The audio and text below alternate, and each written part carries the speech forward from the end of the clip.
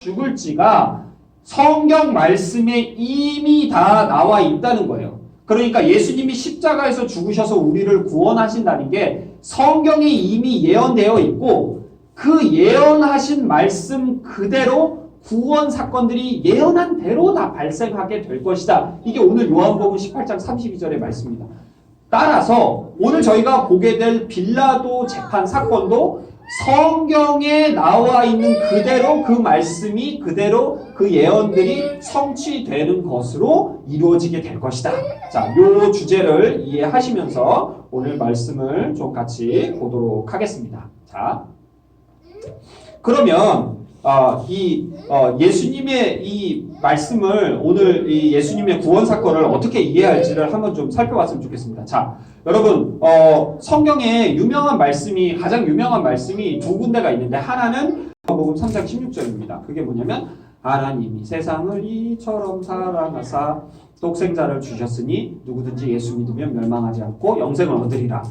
요한복음 3장 16절 말씀, 요 두 구절이 유명한데 요한복음 3장 16절의 말씀만 외우시지 마시고 이 요한복음 3장 16절의 앞에 절인 3장 14절이 중요해요. 왜냐하면 전 세계의 모든 사람들을 예수님이 구원하시는데 어떤 방법으로 구원하시는가? 우리를 구원하시는 방법이 어디 나왔냐면 요한복음 3장 14절에 나오기 때문이에요. 자, 그러면 14절이 도대체 뭐라고 되어 있는지 같이 한번 볼까요? 같이 읽겠습니다. 자, 시작. 모세가 광야에서 뱀을 든 것 같이 인자도 들려야 하리니. 자, 이게 되게 중요합니다. 뭐냐면 예수님께서 우리를 구원하시는데 어떤 방법으로 구원을 하실 거냐면 모세가 뱀을 이렇게 들어 올린 것처럼 인자도 그렇게 들어 올려서 우리를 구원한다. 자, 이게 무슨 말일까요? 자, 이 말씀을 이해하려면 민수기 21장으로 가봐야 돼요. 민수기 21장에 어떤 사건이 벌어지냐면 우리 지난 시간에도 배웠지만 6월절, 즉 장자가 죽는 마지막 10번째 재앙으로 이집트의 바로 왕이 이스라엘 백성들을 노예에서 해방시켜서 출애굽, 그러니까 이제 노예 해방을 시켜주잖아요. 그래서 이 이스라엘 백성들이 어디를 갑니까? 이제 광야를 걸어가기 시작하죠. 왜? 광야를 통해서 적과 꿀이 흐르는 적과 꿀이 흐르는 가나안 땅을 이제 가게 되잖아요. 근데 그 광야를 가는데 광야가 너무 덥고 먹을 것도 없고 목마르고 그러니까 원망을 한단 말이죠. 원망을 하니까 너무 계속 반복해서 원망을 하니까 하나님께서 이제 화가 나셔서 이들에게 이제 징계를 하십니다. 그게 뭐냐면 독이 아주 강하게 있는 불뱀을 보내서 이 불뱀들이 이스라엘 백성들을 다 뭅니다. 그러면 그 불뱀한테 물리면 그 독 때문에 사람들이 막 죽어가요. 그러니까 모세가 손을 들고 하나님께 기도합니다. 하나님, 백성들이 다 뱀에 물려서 죽어가고 있습니다. 이 백성들 원망했다고 너무 정죄하지 마시고 이들을 용서해 주시고 구원해 주십시오. 그랬더니 하나님께서 이 이스라엘 백성들, 뱀에 물려서 죽어가고 있는 이스라엘 백성들을 구원시키는 방법을 하나 알려주십니다. 자, 그 구원 방법이 나와요. 민수기 21장 8절에 같이 한번 읽어볼게요. 시작. 여호와께서 모세에게 이르시되 불뱀을 만들어 장대 위에 매달아라. 물린 자마다 그것을 보면 살리라. 자, 이게 뭐냐면 이 불뱀이라는 말이 뭐냐면 뱀을 불로 만들었다가 아니라 노스로, 쇠 비슷한 거 있잖아요. 그 노스로 뱀을 만들어서 높은 이 장대, 이 나무로 만든 이 막대기 높은 데다가 그 뱀을 달아놓고 뱀에 물려서 죽어가고 독 때문에 죽어가고 있는 사람이 그 나무에 달려있는 뱀을 바라보면 살게 될 것이다. 자, 그래서 이렇게 이 그림을 보시면 알겠지만 지금 이 사람들 사이에 뱀들이 있습니다. 막 뱀에 물려갖고 사람들이 죽어가잖아요. 그런데 이 높은 장대 위에 노스로 뱀을 만들었어요. 모세가. 그래서 이 노스로 만든 이 뱀을 쳐다보는 사람마다 저 뱀을 보는 사람마다 다 살아났다는 거예요.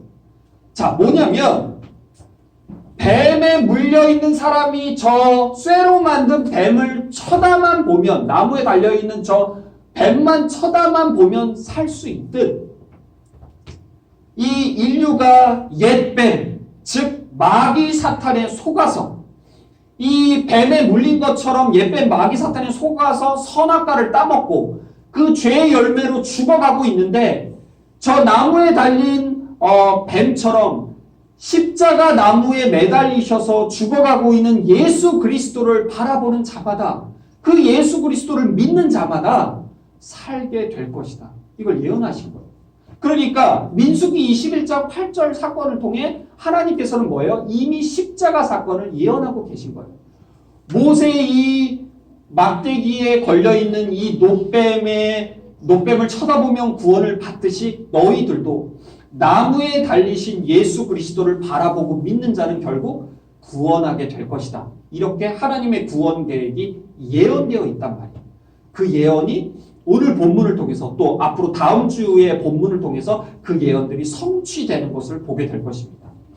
자, 그러면 오늘 특별히 오늘 저희가 이 빌라도 재판을 살펴볼 텐데요. 빌라도 재판을 살펴볼 때 뭐 정치적, 사회적, 종교적 뭐 이런 배경들도 많이 보겠지만 제가 누차 강조하지만 중요한 건 이 빌라도 재판이 하나님 구원 계획의 성취라는 관점에서 꼭 이해를 하시고 기억하시면서 오늘 말씀을 보시면 좋겠습니다.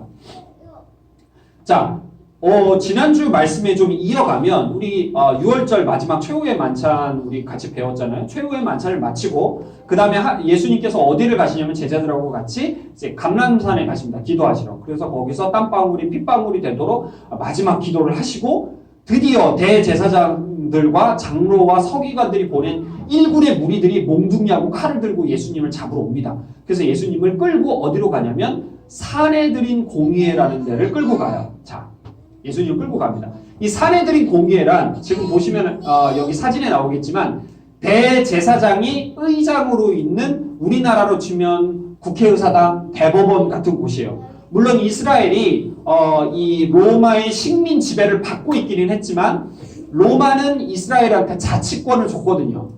근데 그 자치권의 최고 의결기관, 최고 정치기관은 바로 사내들인 공의회고 여기서 법도 정하고 다스리기도 하고 하는데 그 사내들인 공의회 제일 높은 사람이 대제사장입니다. 이 사람이죠. 안나스죠. 안나스라는 대제사장이. 근데 당시 제가 말씀드렸지만 성전 정화 사건 설교 때도 말씀드렸지만 이스라엘이 타락해서 대제사장이 원래 한 명인데 두 명이었어요. 당시. 자, 첫 번째 대제사장은 이 안나스라는 나이 많으신 대제사장. 그 다음 대제사장은 이 좀 젊으신 이 가야바라는 대제사장. 그러면 가야바랑 안나스는 무슨 관계냐? 이 사람은 젊으니까 사위. 이 사람은 장인어른. 그래서 장인어른과 사위가 두 사람이 다 이제 대제사장이었어요. 이 사람들이 사내들인 공의회의 의장으로서 가장 높습니다. 바로 이 사내들인 공의회 밤중에 밤 12시가 넘어서 예수님이 이제 끌려오십니다. 새벽에 끌려오세요. 자, 여기서 이제 예수님이 신문을 받게 됩니다. 예수님을 죽이려고 이제 예수님이 뭘 잘못했는지 죄의 증거를 찾습니다. 그런데 뭐 아무리 막 증거를 찾아도 예수님 죄가 없잖아요. 죄가 나타나질 않아요. 그래서 이런 죄도 물어보고 저런 죄도 물어보는데 아무 죄가 없으니까 마지막으로 결정적으로 대제사장이 예수님한테 다음과 같은 질문을 합니다. 자, 뭐라고 질문을 하느냐? 오늘 왜 이렇게 마지막으로 이제 대제사장이 이제 흥분해가지고 아무 죄가 안 나오니까 예수님한테 이제 마지막 죄를 묻습니다. 자, 그게 뭐냐? 오늘 왜 이렇게 안 되죠? 자, 우리 같이 한번 읽어보겠습니다. 시작. 대제사장이 이르되 내가 하나님의 아들 그리스도인지 우리에게 말하라. 자, 이걸 물어봐요. 왜 그러냐? 지금 예수님을 죽여야 되는데 죄목을 찾아야 되는데 사형감의 죄를 졌다는 걸 증명해야 되는데 이걸 물어봐요. 네가 하나님의 아들이냐? 이걸 물어봐요. 자, 왜 물어보느냐? 바로 이 계명 때문에 그렇습니다. 자, 같이 한번 읽어볼게요. 자, 시작. 여호와의 이름을 모독하면 그를 죽일지니라. 이스라엘의 사형죄 중에 뭐가 있냐면 하나님의 이름을 모독하면 사형죄에 해당합니다. 그게 뭐냐면 내가 어떤 사람이 자기가 하나님의 아들인데요. 난 하나님의 아들 메시아예요. 하나님이 보내신 메시아라고 말하는 사람은 이게 곧 하나님의 이름을 모독하는 거가 되기 때문에 이 사람은 사형시킵니다. 그래서 대제사장이 지금 예수님한테 물어본 거야. 아무 증거가 안 나오니까 잘못했다는 증거. 그래서 물어봤습니다. 네가 하나님의 아들 맞아? 그랬더니 예수 그리스도께서 대답하시죠. 맞다고. 내가 하나님의 아들이라고. 인정을 하면 뭐예요? 그거인 즉슨 이 사람 사형 선고를 내려도 되겠네. 그래서 예수님이 사형 선고를 받습니다.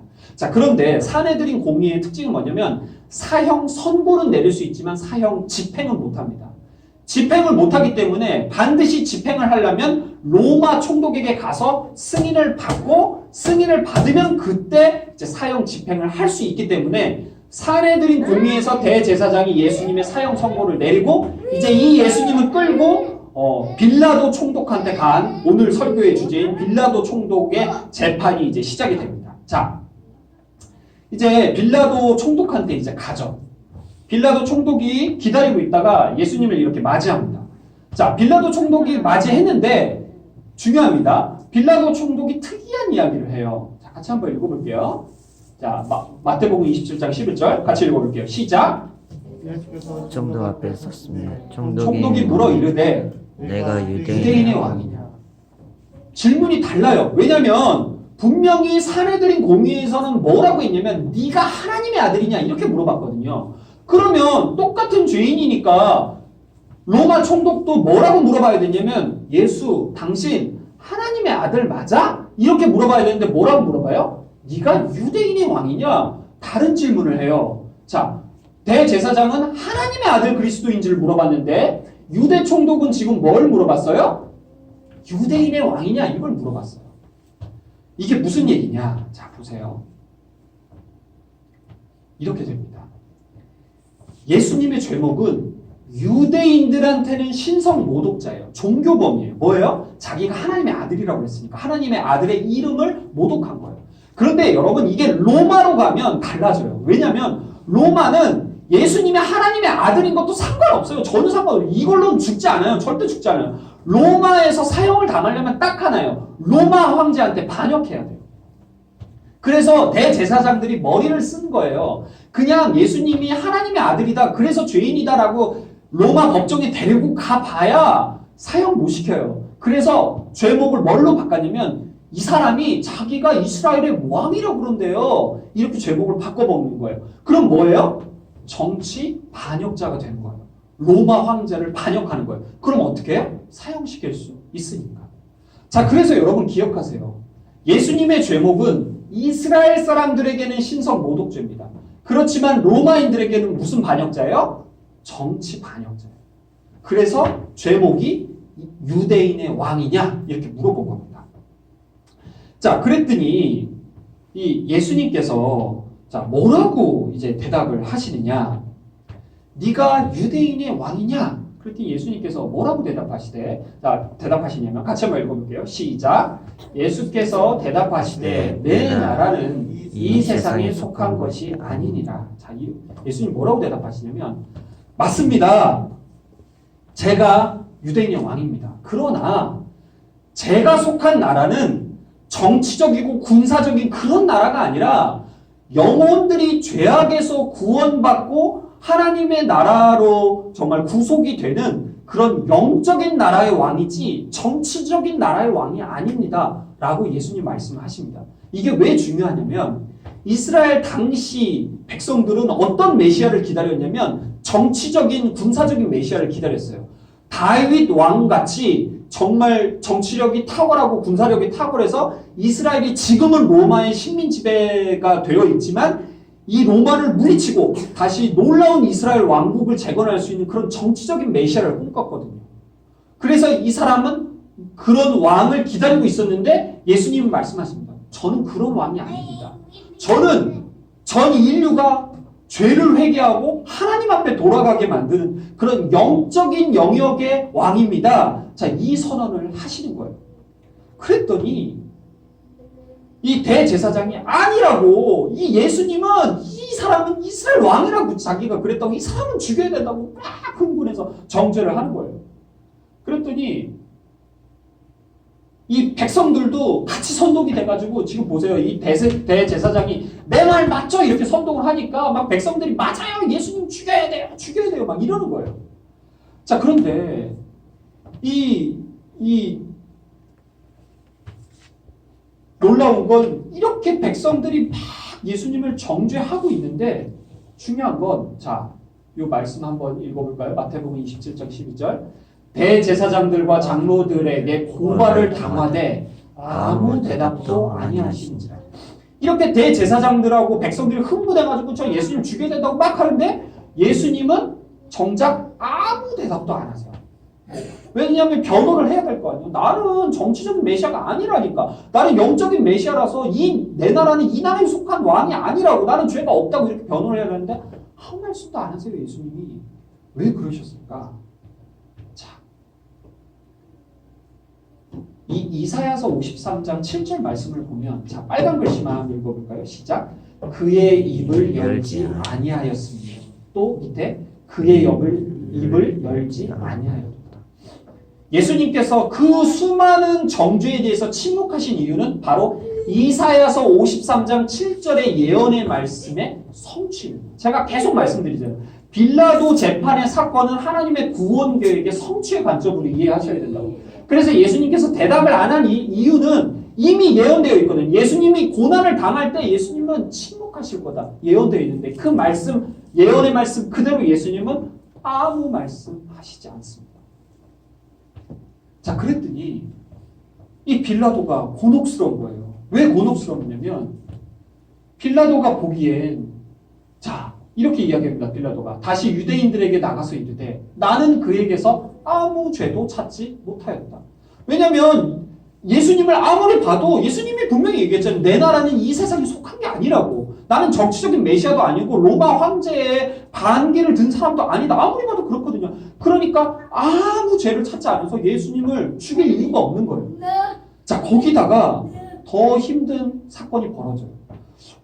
백성들은 예수님 죽이라고 하는데 대제사장들은 흥분해갖고 죽이라고 하는데 자기가 봐도 예수님은 죄가 없어요. 그러니까 그냥 무죄 석방을 해줘야 되네요. 그러고 고민하고 있는데 갑자기 이 로마 총독 빌라도 총독의 최측근이 와서 귓속말로 뭐라 해요. 그러니까 지금 표정이 보세요. 더 어두워지죠. 도대체 이 측근이 와서 무슨 얘기를 했나? 자, 무슨 얘기를 했냐면요. 이렇게 이야기를 합니다. 같이 한번 읽어보겠습니다. 시작. 그의 아내가 사람을 보내어 이르되 저 옳은 사람에게 아무 상관도 하지 마옵소서. 오늘 꿈에 내가 그 사람으로 인하여 애를 많이 태웠나이다 하더라. 자, 무슨 말이냐면 빌라도 총독의 부인 아내가 이 최측근을 빌라도한테 빨리 보낸 거예요. 보낸 다음에 뭐라고 그랬냐면 저 옳은 사람, 즉 예수님은 옳다, 죄가 없는 분이라는 거예요. 그걸 어떻게 하냐? 내가 오늘 꿈을 꿨는데 그 사람으로 인해 애를 많이 태웠다. 이거 좀 번역이 좀 이상한데 이게 뭐냐면 쉽게 말하면 악몽을 꾸고 고통을 당했다는 거예요. 그 무슨 말이냐면 꿈속에서 예수님이 죄가 없다는 것도 알았고 근데 죄가 없는데 자기 남편 때문에 억지로 누명을 써서 사형을 받게 되는 그런 끔찍한 비극을 보니까 너무 악몽 때문에 고통스러웠다는 거예요. 그래서 남편한테 사람을 보내서 예수님 죄 없으니까 절대로 저 사람 죽이면 안 된다. 이렇게 이 남편을 설득한 거예요. 자, 여러분 이 빌라도의 부인이 이름이 누구냐면 클라우디아 프로클라라는 사람인데요. 이 인물이 우리 기독교, 특별히 우리 개신교는 성인이 없잖아요. 네, 그런데 카톨릭이나 동방정교회 같은 데는 신앙이 뛰어난 사람들을 성인으로 칩니다. 그래서 프란체스코, 어거스틴 같은 이렇게 성인들이 있거든요. 근데 이 빌라도의 부인인 클라우디아 프로클라가 동방정교회와 동방카톨릭의 성인이에요. 그래서 이 사람이 나중에 이제 유대교로 귀화하고 신실한 그리스도인이 되거든요. 그래서 이 클라우디아 프로클라가 이게 지금 동방정교회 이 사람 아이콘이에요. 상징이죠. 그래서 10월 27일이 이 성인을 기리는 날이에요. 그래서 에티오피아 정교회나 동방정교회에서는 이 클라우디아 프로클라가 굉장히 중요한 인물입니다. 자, 그래서 이런 부인의 설득까지 해서 이 지금 빌라도는 머리가 너무 아픈 거예요. 예수님이 죄가 없는 게 너무 분명하거든요. 그래서 예수님을 심판하지 말아야겠다 이러고 있는데 이 지금 백성들은 난리를 치고 자, 그런데 그 예수님이 죄가 없다는 걸 알매도 불구하고 빌라도가 결국 예수님을 십자가 처형을 시킵니다. 그 이유가 뭐냐? 두 가지 때문에. 자, 첫 번째 이유 같이 한번 읽어볼까요? 시작. 밀란. 이 밀란 때문에 그래요. 무슨 말이냐? 같이 한번 읽어볼게요. 자, 마태복음 27장 24절 같이 읽겠습니다. 시작. 빌라도가 아무 성과 없이 도리어 를 보고 물을 가져다가 무리 앞에서 손을 씻으며 이르되 이 사람의 피에 대하여 나는 무죄하니 너희가 당하라. 자, 이게 무슨 말이냐면 여기는 밀란이 일어나려는 것이라고 해석돼 있지만 영어로 보면 이미 밀란은 시작됐어요. 그러니까 폭동들이 지금 일어나고 있다는 거예요. 왜요? 예수님 안 죽인다고 지금 백성들이 다 들고 일어난 거예요. 저 총독 다 죽이고 다 뒤엎어 버리자. 밀란이 일어난 거예요. 그러면 이게 왜 문제가 되느냐? 만약에요, 총독이 자기가 다스리는 지역에 밀란이 벌어지잖아요. 그러면 로마 황제가 그 총독한테 책임을 물어서 그 총독을 해임시킵니다. 자기 자리를 잘리게 돼요. 그러니까 밀란은 일어나면 안 돼요. 근데 지금 밀란이 이미 시작이 됐잖아요. 그럼 어떻게 될까요? 빌라도가 당연히 두려워하죠. 왜? 로마 황제가 자기에게 책임을 묻고 이 총독 자리에서 해임시키니까. 자, 두 번째. 그래서 이렇게 밀란이 막 일어나고 있었던 거예요. 다 공격하고. 자, 그 다음 두 번째. 왜 죄가 없다는 걸 알고 있음에도 빌라도가 예수님을 십자가형에 처했는가? 두 번째입니다. 같이 2번 읽어볼까요? 시작. 반역죄. 자, 이게 무슨 말이냐면 당시 로마 황제가 누구였냐면 티베리우스라는 황제인데, 자, 그 황제와 관련해서 백성들이 이렇게 이야기합니다. 19장 12절 같이 읽어볼게요. 시작. 유대인들이 소리질러 이르되 이 사람을 놓으면, 예수님을 놓으면 가이사의 충신이 아니니이다. 무릇 자기를 왕이라 하는 자는 가이사를 반역하는 것입니다. 이게 무슨 말이냐면, 자, 지금 자기가 유대인의 왕이라고 예수님이 주장했으니까 이거 황제에게 반역한 건데, 황제에게 반역한 사람을 죄 없다라고 만약에 당신이 판결을 내린다면 당신이야말로 황제를 반역하는 반역죄를 짓는 겁니다. 라고 지금 백성들이 막 소리를 지르는 거예요.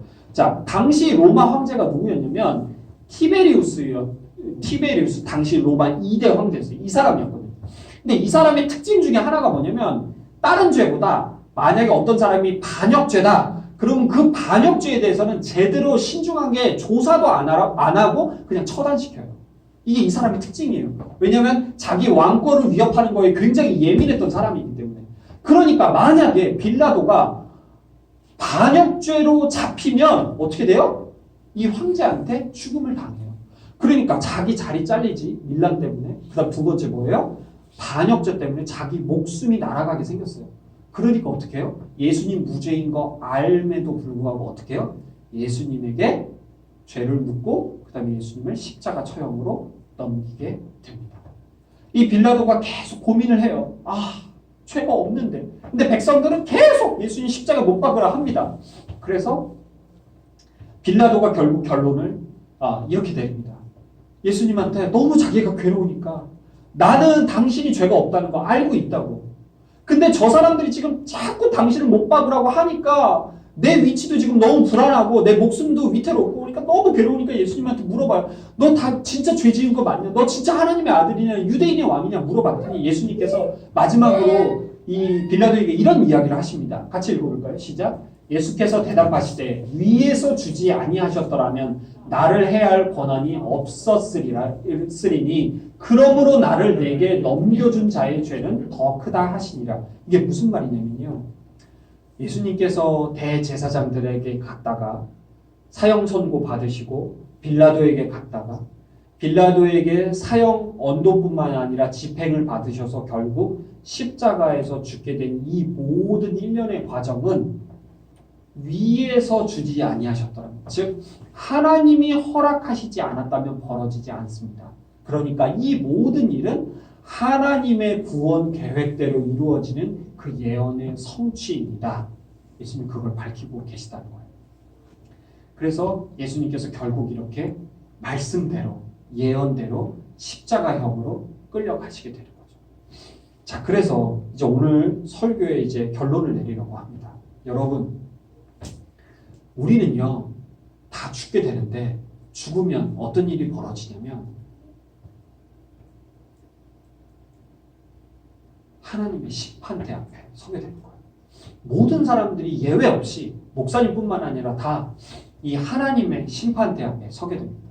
그럼 이 그림에서도 알 수 있듯 하나님의 심판대 앞에는 여러분의 모든 행위가 적혀있는 행위록이 있을 거예요. 여러분들이 은밀하게 지었던, 몰래 지었던 모든 죄악이 이 행위록 앞에 다 적혀있어요. 그러면 여러분 핑계 못합니다. 다 이 하나님의 심판대 앞에 서면요, 다 정죄당하고 다 유죄되는 거예요. 그래서 여러분 모든 사람이 죽으면 이 하나님의 심판대 앞에 서는데 거기서 다 유죄 판결을 받아요. 유죄 판결을 받으면 뭐예요? 지옥 가고 영원한 형벌과 저주에 빠진단 말이에요. 모든 사람. 그런데 우리 예수 믿는 사람들에게는 그 재판 중에 한 변호인이 등장해요. 그분이 누구냐? 예수 그리스도세요. 예수 그리스도께서 우리가 그렇게 정죄받고 있고 너 유죄야. 이제 너 지옥 가야 돼. 너는 죄를 안 지은 게 없네. 너는 죄를 너무 많이 지었구나 할 때 그때 예수님께서 갑자기 재판장님하고 변호인으로 등장하셔서 맞습니다. 이 영혼 우리 덕장교회 아동부의 모든 가족들 죄인 맞습니다. 그러나 재판장님 제가 이 사람의 죄 때문에 십자가에서 죄가 없음에도 불구하고 유죄 판결을 받고 그 죄를 감당해서 십자가에서 죽지 않았습니까? 그러니 저를 봐서 저의 십자가의 공로를 봐서 이 영혼을 구원하여 주시고 용서하여 주시고 천국으로 인도해 주십시오. 이렇게 예수님께서 우리를 변호해 주신다는 거죠. 그러면 어떻게 돼요? 우리가 하나님께 의롭다, 죄가 없다, 옳다라고 예수님의 공로 때문에 판정을 받고 천국에 가게 됩니다. 무슨 말이냐? 오늘 본문에서 예수님은 아무 죄도 없는데, 죄 없는데 빌라도 앞에서 정죄를 받으시고 십자가에서 죽으세요.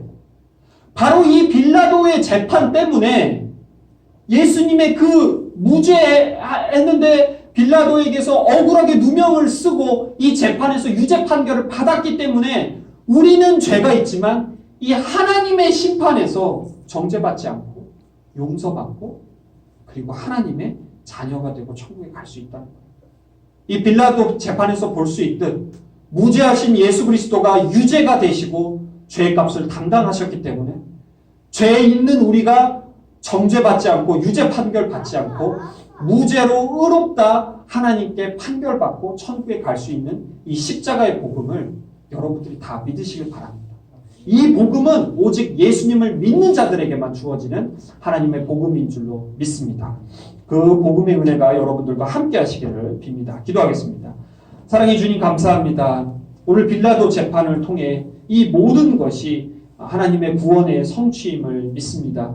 또한 이 빌라도 재판에 죄 없으신 예수님께서 정죄를 받으시고 십자가에서 우리의 죄의 값을 감당하셨기에 죄가 있는 우리가 하나님의 심판대 앞에서 유죄 판결을 받지 않고 오히려 죄 없다, 의롭다, 칭함을 받고 하나님의 용서와 구원을 받을 수 있음을 기억하고 이 십자가의 은혜를 더 깊이 새기며 더 거룩한 삶을 살아가는 사순절의 기간을 보내는 우리 덕장교회 아동부 되게 해주십시오. 예수님 이름으로 기도드립니다. 아멘. 자, 그래서 오늘 설교를 이렇게 한번 요약을 해봤습니다. 자, 우리 1번부터 오늘 말씀 요약을 읽어볼게요. 시작. 예수님께서는 성경에서 예언한 대로 우리의 죄를 용서해 주시기 위해 십자가에 달려 고난을 당하시고 죽으셨습니다. 두 번째, 시작. 마지막 날 하나님의 심판 앞에서 예수님께서 우리를 변호하시고 우리를 천국으로 인도하실 겁니다. 아멘. 자, 오늘 우리 봉헌 시간 갖도록 하겠습니다. 우리 주님께 예물 바치는 시간 갖도록 하겠습니다. 네, 우리 준비하신 예물 위해서 제가 기도하겠습니다. 그리고 지금 인터넷 예배를 드리시는 분들은 예배 후에 우리 선생님들을 통해서 저희 덕장교회 아동부 우리 계좌 번호를 알려드릴 테니까 뭐 금액은 상관없고 정말 하나님께 똑같이 헌금 드리는 마음으로 우리 자 우리 봉헌 기도에 쓰임 받는 물질이 되게 주시옵소서. 또 인터넷 예배를 드리는 모든 우리 덕장교회 가족들도 우리 예배당에서 드리듯 하나님께 물질을 드림으로 하나님께 온전히 영광 돌리고 하나님께 정말 물질로 제사 드리는 우리 모든 덕장교회 가족들 되게 해주십시오. 예수님 이름으로 기도드립니다. 아멘. 네. 자, 오늘 아동부 소식은요, 우리 다음 주 대표 기도가 우리 이시연 어린인데, 우리 담임 선생님께 카톡으로 기도문을 작성해서 보내주시면 오늘처럼 제가 이렇게 대독해서 예배를 드리도록 하겠습니다. 오늘 예배처럼 다음 주도 우리 그 인터넷을 통해 실황 중계가 되니까요. 최소 예배 10분 전, 그러니까 10시 50분까지는 다 접속하셔서 우리 다 같이 하나님을 예배했으면 좋겠습니다. 자, 우리 이상이고 우리 제가 축도로 오늘 예배 마치도록 하겠습니다. 지금은 우리 주 예수 그리스도의 은혜와 하나님의 사랑과 성령의 교제 교통하심이 성경의 모든 사건이 이미 예언된 대로 성취되는 것임을 깨닫고 특별히 예수님께서 나의 죄 때문에 무죄하지만 우리의 죄를 감당해서 유죄 판결을 받으시고 그로 인해 내가 죄가 있음에도 무죄 판결을 받고 하나님께 의롭다 칭함을 받을 수 있는 이 은혜를 주심을 깊이 깨닫고 이 은혜를 사순절 기간 동안 더 깊이 새기기를 갈망하고 기도하는 우리 덕장교회 모든 가족들, 영혼들 위해 지금으로부터 영원토록 함께하옵시기를 간절히 축원하옵나이다. 아멘.